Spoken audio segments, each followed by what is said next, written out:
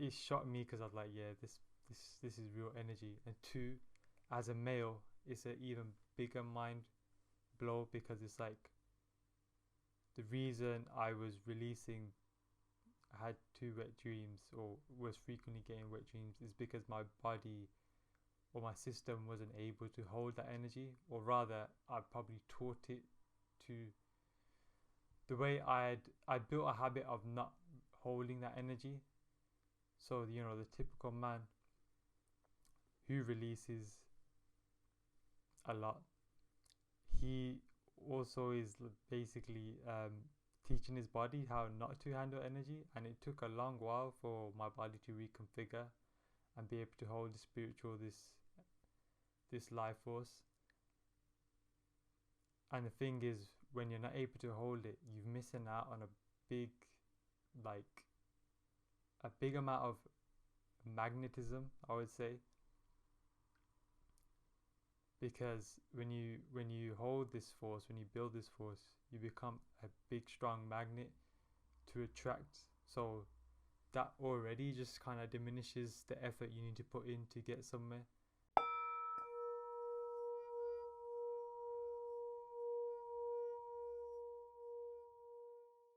Wholeness and balanced vibrations. Welcome to the Meditating Nation podcast. Hopefully we can have a consistent podcast name now. But yeah, Meditating Nation is what came through to me some time ago, so we're going to stick with that. And today, what we're going to be talking about is becoming an advanced meditator, accelerating your manifestation cycles, and internal implosion technology. Ooh. So starting off, I kind of found it funny because when we talk about becoming an advanced meditator and my journey in becoming an advanced meditator, if you were able just to see what happened, what you would see is me sitting in this seat, meditating 2 to 3 hours a day, every week meditating with my meditation teacher who's a meditation master, Shalom Melchizedek. And literally you'll just see just a time lapse of me sitting in this chair. Sometimes I may be waving my arms about or moving my head depending on what energy is flowing through the meditation. But from the outside it looks like I've just been sitting in one place, but on the inside I was exploring like just vast vistas. Like I can't, like, you can't really even tell to some extent what's going on, but you know what's going on. It's like you start to see through feeling versus seeing through your vision, because you're just operating on a whole nother level. But more importantly, what I wanted to mention about becoming an advanced meditator is that it requires you to reach a certain depth, because even me saying I meditate 2-3 hours a day doesn't necessarily mean I've reached an advanced level. It was only really until I met someone such as my teacher who's able to say, yeah, you're an advanced meditator, or you've gained mastery over meditation. It was only then where I could really say that, yeah, okay, maybe I am an advanced meditator, because as you begin to learn these vistas, first of all, because your inside is infinite, you don't know which way you're going. Like, it's infinitely wide as it is deep. So you could be meditating and remain at a certain level, but then with a guide, with a teacher, someone who's already gone the depth, he can take you down the straight and narrow path and just show you the depth which you can explore in your own time. And the important bit about becoming an advanced meditator is deep silent meditation, because I think, I felt that there needs to be a bit more distinguishment between in the meditation space, because we do see a lot of meditators, meditation teachers, And a lot of them use a lot of visualization techniques, and I go in depth in my free course about the difference between a visualization based meditation and a in-depth deep meditation. And in terms of the practice, of deep meditation is very much just a silent going deep into your breath. And where a guide comes in is that a guide can kind of help navigate you deeper into your depth. And you might be like, well, why do I even want to do that? because, because the mind will attack like crazy in the beginning of your journey. Like, you need to tame that horse. And that's a reward in itself, just the peace and relief experience from your mind just being calm and relaxed. It requires a couple of whips sometimes, and meditation is a great way to give it that discipline. But the main benefit, or I want to say one of the key benefits I like to mention is the acceleration of your manifestation cycles. And what do I even mean by that? And really, what I experienced with my journey is just that every single aspect of my life accelerated, and I keep it as general as that because it's kind of hard to pinpoint exactly what is also accelerating, but you just feel this, like you've just been given this, like if you have Boost or Red Bull, but like an energetic spiritual version which is healthy, that you've just been loaded up with that.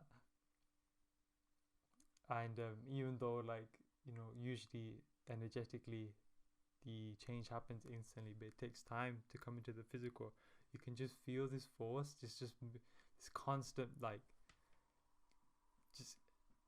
just force wanting to manifest, wanting to change. And like, I suppose, and this is where a key distinguishment comes again with when you visualize something you want and deep meditation, because the visualization is able to attune you to the frequency of what you want to manifest, for example. But it's through the deep meditation that you bring in the raw creative force, the spiritual energy, the power that charges, or is the power to put behind that attunement to bring it into reality from the non-physical to the physical. Because when we speak spiritual energy, we're speaking sexual energy, creative energy, whatever name you want to put on it. And that is the energy that brings something from the non-physical into manifestation, into the physical, primarily through action. And with this spiritual energy, first I'll tell you, it is a very real energy. And I experienced this when I first began meditating 2 to 3 hours a day, because what had happened was I'd be getting wet dreams like almost as frequently as twice a week. And as someone who I don't think I would say I don't think I even used to get them, it was a crazy mind blow for me, because one, it shows you that yes, this energy is real, and that is the same as sexual energy, which I've always heard, I've always read, I've always been told, but you want to confirm it sometimes for yourself. Which also, when I say sexual energy, like, I have a way more sacred view of it than what you may have when you just initially hear it. So yeah, one, it shocked me because I was like, yeah, this is real energy. And two, as a male, it's an even bigger mind blow, because it's like the reason I had 2 wet dreams, or was frequently getting wet dreams, is because my body or my system wasn't able to hold that energy, or rather I probably taught it to, the way I built a habit of not holding that energy. So the typical man who releases a lot, he also is basically teaching his body how not to handle energy. And it took a long while for my body to reconfigure and be able to hold the spiritual, this life force. And the thing is, when you're not able to hold it, you're missing out on a big, like, a big amount of magnetism, I would say. Because when you hold this force, when you build this force, you become a big strong magnet to attract. So that already just kind of diminishes the effort you need to put in to get somewhere.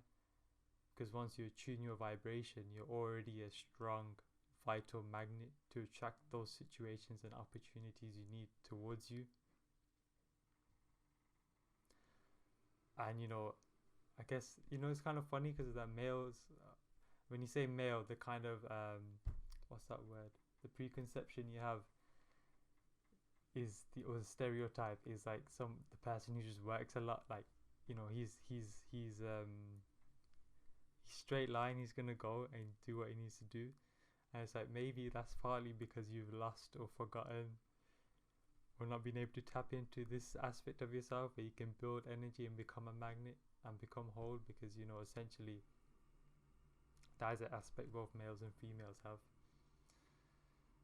Yeah, so where was so missing out. So let's rewind. So accelerating your manifestation cycles is through deep meditation, where we take advantage of our implosion technology within. And when I say implosion technology, when you exercise, you kind of imagine exercise as something, as you building energy. But exercise is you spending energy. And X, synonymous with the word explosion. Again, that's something you think of, whoa, big energy, big power. But no, that's a loss of energy, that's a loss of power. Implosion is the building of energy, the harnessing of energy. Implosion is your kundalini rising and popping your third eye open. So then my question always is, because this came as another shock to me, is how much of what you do in a day is focused on implosion or building of energy versus explosion and spending of energy? We exercise, we exercise, we just do. Sleep is probably one aspect we get to implode, get to rest, get to recharge. Meditation, if you do Tai Chi, Qigong, yoga can be very restorative. But how much do you do to balance out so you actually have that energy to spend? Because when we implode, we also magnetize as well as give ourselves that raw creative energy to spend. And when I say raw creative energy, I'm not so much talking about like, oh, I can't sit down, I need to exercise. Although that that is part of, I guess that also happens as well, in the sense that you need to ground this energy, in the sense of you need to use this energy. So exercise can help. So you may actually feel like exercising if that's the way you ground. But again, it's talking about this creative force, this creative energy. And the kind of metaphor I had in my head was like a hamster wheel. Like, you just imagine a hamster wheel spinning slow, and that's your, you could say, manifestation cycles. Your, even just as growth cycles as a person, that's your growth cycles. Now when you implode, when you do deep meditation, you enter spaces, you just draw in a lot of energy, because when you think, when you visualize, that again is spending energy. Thoughts and visualizations are like you're talking, in a sense. So you can't spend energy and receive, you can't give and receive, or you can't spend and receive at the same time. That's happened one way. So with deep meditation, you receive, and what happens is it's like it's like attaching like kilovolts to that hamster wheel. So then the manifestation cycle starts spinning really fast, and that obviously doesn't mean you age fast. It's kind of like saying you go through more progress in this lifetime than you would in like a couple, or like what you would have achieved in 10 years, now you achieve in one, because you're building that energy, you're building that raw potential, raw creative force potential, which is looking to manifest itself. And through that manifestation, you skyrocket. Yeah, so that's what I actually had to say for today.